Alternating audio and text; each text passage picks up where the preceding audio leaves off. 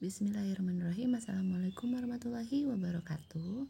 Pada video kali ini kita akan belajar materi pelajaran IPS tentang sikap positif tokoh sejarah dan nilai-nilai Sumpah Pemuda 1928. Oke, yang pertama akan kita bahas adalah sikap positif tokoh sejarah.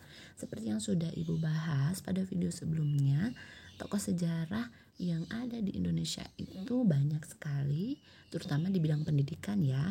Ada R.A. Kartini, ada Ki Hajar Dewantara, ada Dewi Sartika, dan lain-lain. Nah, dari tokoh-tokoh yang sudah Ibu jelaskan pada minggu kemarin, itu ada sikap positif yang bisa kita teladani. Yang pertama yaitu rela berkorban untuk kepentingan orang lain. Nah, ini bisa dicontohkan oleh sikapnya R.A. Kartini karena dia mendirikan sekolah untuk membela kepentingan kaum perempuan. Lalu yang kedua, berani bertindak dan mengambil keputusan dengan tepat dan benar. Ini juga bisa dicontohkan juga oleh Dewi Sartika, di mana dia mendirikan juga sekolah khusus untuk perempuan, berarti dia berani bertindak. Lalu menolong orang lain dengan yang sedang dalam kesulitan. Nah, ini dicontohkan sekali oleh Ki Hajar Dewantara, di mana dia mendirikan sekolah khusus untuk rakyat ya. Nah, karena pada zaman dahulu yang bisa sekolah itu hanya keluarga bangsawan. Tapi dengan adanya Ki Hajar Dewantara dengan mendirikan taman siswa, rakyat biasa pun bisa bersekolah. Lalu membela kebenaran dan keadilan, ini juga dicontohkan oleh Ki Hajar Dewantara.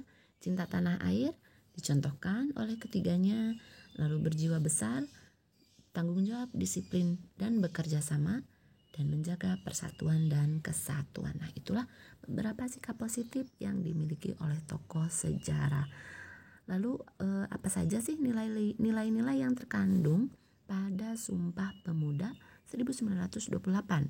Gitu kan ya. Nah, ini kan sudah kalian pelajari ya isi dari Sumpah Pemuda itu.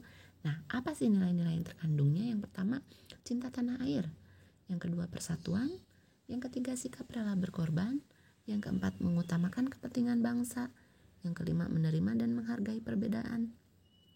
Yang keenam, memiliki semangat persaudaraan. Yang ketujuh, meningkatkan semangat gotong royong. Nah, langsung saja kita ke contoh soalnya ya. Oke, di sini ada contoh soal. Pertempuran Ambarawa terjadi pada 20 November hingga 15 Desember 1945. Pertempuran ini melibatkan Sekutu dan TKR. Dari pihak Indonesia, tokoh yang memimpin pasukan TKR pada awalnya adalah Letnan Kolonel Isdiman. Namun ia akhirnya gugur. Tokoh yang menggantikan Letnan Kolonel Isdiman adalah Kolonel Sudirman. Sikap positif yang dapat kita teladani dari pertempuran Ambarawa. Kira-kira dari peristiwa pertempuran Ambarawa ini yang tadi sudah Ibu ceritakan, sikap positif apa yang bisa kita ambil? Jawabannya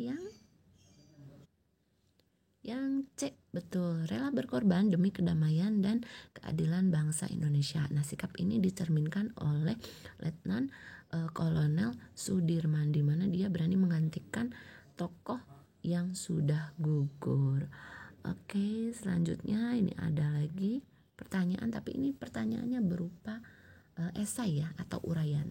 Ancaman perpecahan bangsa yang semakin meningkat dapat dicegah dengan nilai-nilai Sumpah Pemuda. Tuliskan 4 nilai Sumpah Pemuda yang dapat mencegah terjadinya perpecahan bangsa. Nah, di sini ada beberapa nilai ini Sumpah Pemuda yang dapat mencegah perpecahan bangsa. Yang pertama ada cinta tanah air, yang kedua persatuan, yang ketiga menerima dan menghargai perbedaan, yang keempat meningkatkan semangat gotong royong atau kerjasama. Nah, itulah materi kita kali ini tentang nilai-nilai Sumpah Pemuda dan sikap positif dari tokoh sejarah yang bisa kita teladani. Mudah-mudahan kalian paham ya. Terima kasih.